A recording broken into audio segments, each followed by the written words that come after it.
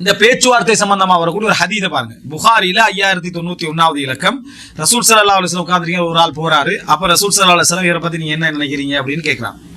ஒரு ஆள் போறா, இவரை பத்தி என்ன நினைக்கிறேன் அவர் சொல்றாங்க. அவங்க சஹாபாக்கள் சொல்றாங்க, அங்க உள்ளவங்க சொல்றாங்க. எப்பயும் சஹாபாக்கள் சொல்றாங்கன்னு என்ன விளைக்கிறோம், 1,14,000 சஹாபாக்கள் உட்கார்ந்த அந்த இடத்துல சொன்னாடு வழங்கக்கூடாது. நிறைய பேர் அப்படிதான் சஹாபாக்கள் அழுதாருன்னா டோட்டல் சஹாபாக்கள் அழுத மாதிரியும், சஹாபாக்கள் வந்து ரசூலுல்லாஹ்வோட இப்படி பேசினாருன்னா முரம்பட்டாருன்னா எல்லா சஹாபாக்கள் என்னது முரம்பட்ட மாதிரியும் அப்படித்தான் புரிஞ்சுக்கணும். அப்படி இல்லை.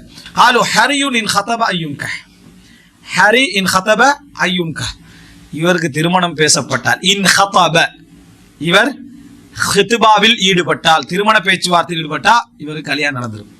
இவர் கல்யாணம் பேசினார்னா கல்யாணம் நடந்துடும். வஇன் ஷஃபஅ அய்யுஷஃபஅ வஇன் قال அய்யுஸ்தமா, இவர் பரிந்துரை செஞ்சா அவருடைய ரெக்கமெண்டேஷன் ஏற்றுக்கொள்ளப்பட்டுரும். இவர் வந்து ஏதாவது பேசினாருன்னா எல்லாரும் கேட்டுருவாங்க. அப்படிப்பட்ட ஒரு நல்ல தகுதியானால் இதுல ஹித்பா பேசப்படுது. திருமண பேச்சுவார்த்தையில் அவர் ஈடுபட்டாலே கல்யாணம் என்ன செஞ்சிருவாங்க, முடிச்சு கொடுத்துருவாங்க. அப்ப கால சும்ம சக்கத், பின்ன ரசூலுல்லாஹ் கொஞ்ச நேரம் அமைதியாக்கிறாங்க. இன்னொரு மனிதர் போறாரு, ஒரு ஏழை மனிதர் போறான். அப்ப ரசூலுல்லாஹ் கேட்கிற, இவரை பத்தி நீங்க என்ன நினைக்கிறீங்க அப்படின்னு. இவர் கல்யாணம் பேசினா கல்யாணம் நடக்காது.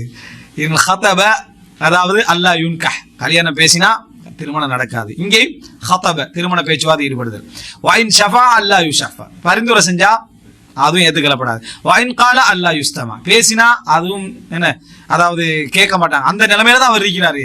ஃபகால ரசூலுல்லாஹி ஸல்லல்லாஹு அலைஹி வஸல்லம் சொன்ன, ஹாதா கைரும் மின் மில்இல் அர்தி மிஸ்ல ஹாதா, விளங்கிட்டா, இவரை விட இந்த இந்த என்னது இந்த முழு பூமியை விட இவர் என்னது சிறந்தவர் அப்படின்றாங்க. அப்போ இந்த மனிதரை விட இவர் மிகவும் சிறந்தவர் அப்படின்னு, இந்த பூமி அளவை விட இவர் என்ன மிகவும் சிறந்தவர். அந்த அளவுக்கு இவங்க 2 பேருக்கு டிஃபரெண்ட் இருக்கு. இவர் ஏழையாக இருந்தால் அப்படின்னா இந்த சமுதாயத்துல பேச்சுவார்த்தை நடந்ததுக்காக வேண்டி, கேட்டோன்னே முடிச்சு கொடுக்கறதுக்காக வேண்டி, சொன்னோன்னே கேட்கப்படுறதுக்காக வேண்டி அவர் முழுசா மிகச் சிறந்தவர் அர்த்தம் அல்ல.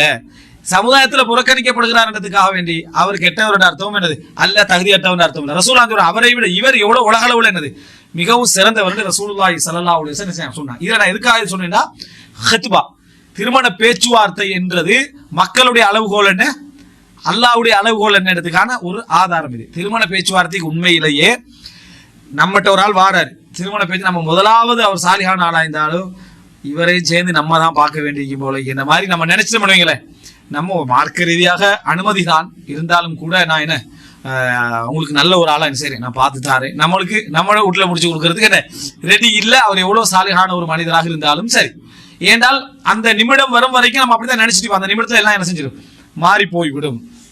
எனவே இது வந்து ரசூலுல்லாஹ் திருமண பேச்சுவார்த்தை சம்பந்தமாகவே ஒரு ஹதீஸ் செஞ்சுக்கிறாங்க, இதுல சொல்லிக்கிறத நம்ம பார்க்கிறோம். அடுத்ததாக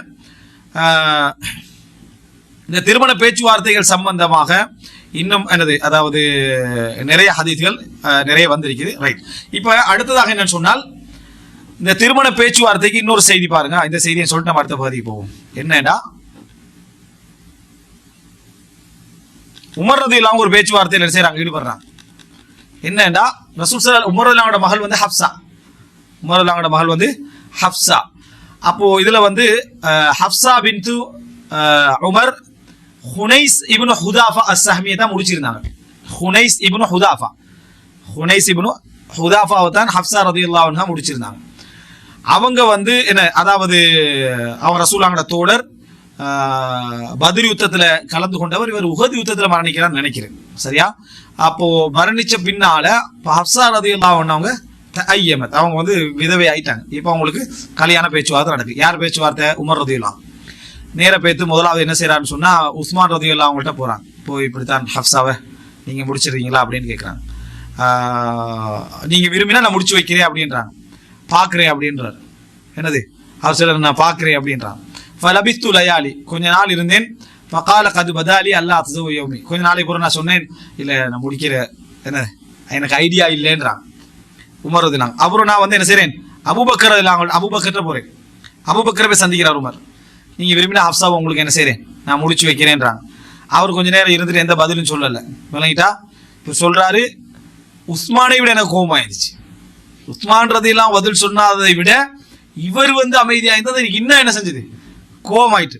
ஃபகும்து அலைஹி அவ்ஜத மின்னி அலா உஸ்மான், அதாவது உஸ்மானை விட கடும் கோபப்பட்டேன் நான் ஏலாண்டு சொன்னது. அப்போ பேச்சுவார்த்தை நடக்கக்குள்ள ரிஜெக்ட் பண்ணா கோவம் வருது இயற்கை, சட்டம் பேசிட்டு ரிஜெக்ட் பண்ணது அவ்வளவுதான். அப்படி கவலை வர்றது கவலை தானே, வேதனை வர்றது வேதனை. ரிஜெக்ட் பண்ணப்பட்டதுக்கெல்லாம் கவலைப்பட்டேன், எதுக்கு கவலைப்படுறது? மௌத்தாயிட்டார் அவ்வளவுதான், நோயில விழுந்துட்டார் அவ்வளவுதான், செத்துட்டார் அவ்வளவுதான், விழுந்துட்டார் அவ்வளவுதான். அப்ப கவலை எதுக்கு தான் வரும்? கவலை வரும், விலகிட்டா அது மிகச்சி வரணும். நம்மளா வாழ்த்துக்கொள்ளப்படாத வளர்த்துக்கொள்ளப்படாது.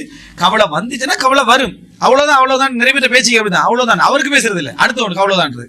சரியா? அவருக்கு வந்தோடனே வந்தா தான் வழங்க பண்றது, விளங்கிட்டா? அவன் அந்த சோகம் வந்தா கோபம் வந்தா வரத்தான். அந்த வந்தது இயற்கையில உள்ளது, அது இயற்கையில வார ஒரு விஷயம். அப்ப அவர் சொல்றாரு, உஸ்மான் ரிஜெக்ட் பண்ணதை விட அபூபக்கர் அப்படி சொன்னது எனக்கு இதாக இருந்துச்சு. கொஞ்ச நாளைக்கு பிறகு ரசூலுல்லாஹ் என்ன பேசுறாங்க, ஹத்தபஹா ஹப்ஸா ரலியல்லாஹு ரசூலுல்லாஹ் பேசுறாங்க. நான் ரசூலுல்லாஹ்க்கு என்ன செஞ்சேன், முடித்து வைத்தேன். அப்ப அபூபக்கர் எல்லாம் சந்திச்சு சொல்றாங்க, லஅல்லக வஜத்த அலை, உங்களுக்கு கோபமா எந்திக்குமேன்றாங்க. நீங்க கோபமா எந்திக்குமே, அது எப்படி நீங்க கோவப்படலாம்? நான் ஏதோ ரீசனுக்காக ரிஜெக்ட் பண்ணிக்கிறேன், அப்படித்தானே பேசணும் அபூபக்கர்லான்னு. அபூபக்கர்லாம் சொல்றாங்க, நீங்க எனக்கு இந்த ஹப்ஸா எல்லாம் முடிங்கன்னு சொல்லி நான் மறுத்த உடனே நீங்க கோபமா எந்திப்பீனேன். நான் ஆமன்றார். அங்க உமர்லாம் இல்ல சிசி அப்படி நான் கோவப்படுவேன் அவரும் சொல்லல, விளங்கிட்டா? கோவம் தான் பட்டேன்றாரு உமர் ரலியல்லாஹு. அப்ப சொல்றாரு, ஒண்ணும் இல்ல, நான் உங்களுக்கு பதில் சொல்லி ஆமன்ட்டு சொல்றதுக்கு எனக்கு தடையாயிருந்தது. ரசூல் ஸல்லல்லாஹு அலைஹி வஸல்லம் அவங்கள சொல்லி இருந்தாங்க, ஹப்ஸா முடிக்கிறத பத்தி சொல்லி இருந்தாங்க. அதனால ரசூலுல்லாஹ்வோட ரகசியத்தை நான் பரப்புவதற்கான வனல்ல, வலவு தரக்கஹா லகபித்துவா, ரசூலுல்லாஹ் முடிக்காம விட்டு இருந்தா நான் முடிச்சிருப்பேன் அப்படின்றான். சுப்ஹானல்லாஹ், நினைச்சு பாருங்க, உமர் கிட்ட கூப்பிட்டு ரசூல் ஸல்லல்லாஹு அலைஹி வஸல்லம் பேசியிருந்தா அதான் ரிஜெக்ட் பண்ணேன் அப்பவே சொல்லல அவர். என்ன அந்த இடத்துல போய் நம்ம என்ன செஞ்சிருப்போம், இந்த சீக்ரெட் உங்களுக்கு முந்தைய எனக்கு தெரிஞ்சுக்கிட்டு அதை காட்டிக்கல. வமா ஹுவ அலல் கைபி பிதனீன், நம்ம அதாவது அவர் ரகசிய அல்லாஹ்வுடைய மறைவான விஷயத்தில் கஞ்சர் அல்ல. குர்ஆன் வசனம் சொல்லுது, அல்லாஹ்வுடைய மறைவுடைய செய்திகள்ல கஞ்சர் இல்ல. நமக்கு திடீர்னு ஏதோ வகை மூலம் இந்த ஒரு கனவு மூலம் ஒரு செய்தி தெரிஞ்சுட்டு வைக்கல, இந்த உலகம் இப்படித்தான் நடக்க போகுதுன்னு சொல்ல மாட்டோம். மைக்க போடு, விளம்பரம் பண்ணு, நோட்டீஸ் அடி, 2 கிழமை அதை வச்சு என்ன செய்வோம், கஞ்சத்தானே காட்டிட்டோம். இப்ப எல்லாம் சொல்ல மாட்டேன், ஒரு மாசம் ஆகட்டும், ஒரு முக்கியமான விஷயம் அப்படியே நமக்கு தெரிஞ்சது ஒன்றா அதை வச்சு கஞ்சத்தனம் காட்டுறதுல நம்ம பவர் ஆயிப்போம். உடனே எல்லாம் என்ன செய்ய மாட்டோம். ரசூல் ஸல்லல்லாஹு அலைஹி வஸல்லம் அவங்க மார்க்க விஷயம் அதை மறைக்கிறவங்களா ஆக்கி அவ்வளவு ரகசியம் தான் எல்லாமே. ஜிப்ரீல் கொண்டு வரது உடனுக்குடன் ரசூலுல்லாஹ் என்ன செய்வாங்க, சொல்லுவாங்க. இது ரகசிய விஷயத்துல உள்ளது. ரசூலுல்லாஹ்வோட ரகசியத்தை பொறுத்த வரைக்கும் அதுல கஞ்சனா ஐக்கணும். அதனால ஒருத்தர் போட்டி ஒரு அறிஞர் சொல்றாரு, ரகசியமாக தர்மம் செய்யுங்கள், ரகசியங்களை தர்மம் செய்யாதீர்கள். எப்படி ரகசியம், அதாவது ரகசியமாக தர்மம் செய்யுங்கள், ரகசியங்களை தர்மம் செய்யாதீர்கள். நம்ம அதுல தாராளமே தர்மம் ரகசியத்தை. அப்ப நான் ரசூலுல்லாஹ்வோட விஷயத்தை நான் சொல்லக்கூடியவனா இருக்கு. இதுல நம்ம கஞ்சனா இருக்கணும், அடுத்தவருடைய ரகசியத்துல கஞ்சனா என்ன செய்யணும், இருக்கணும், சொல்லக்கூடாது அப்படின்னு. இந்த இடத்துல ஒரு ஹித்பத்துன் நிக்காஹ் நடக்குது, அது அழகா நடக்குது. அதுல கோவதாவங்கள் என்ன செய்யுது வருது, அதை திருப்பி என்ன செய்யறாங்க, கவர் பண்ணி விடுறாரு. அபூபக்கர் கேட்கிறாங்க பாருங்க, கோபப்பட்டு போட்டு சட்டப்படிதான் நான் கோவிச்சுக்கிறேன், இதுக்காக நம்ம அப்படின்னு ஒரு குரூப் சும்மா சண்டையை வளர்க்குங்க. அது போய் கோவப்பட்டீங்களான்னு அதை தீர்த்து அதை இல்லாமல் ஆக்குறாங்க. யாரு? அபூபக்கர் ரலியல்லாஹு அன்ஹு அவர்கள். அப்ப இதுலயும் திருமண பேச்சுவார்த்தை ஹித்பத்துன் நிக்காஹ் எல்லாத்தையும் சொல்லிட்டு போகலாம். மத்த சட்டத்துக்குரிய கொஞ்சம் வைக்கணும் ஹதீஸ்களை. அதனால இப்படியெல்லாம் நீங்க விளங்கிக்கணும். ஹித்பத்துன் நிக்காஹ் என்ற பகுதி ஒரு முக்கியமான மனித வளமைகள்ல உள்ள உண்டு. இஸ்லாம் அதை நெறிப்படுத்தி இருக்குது.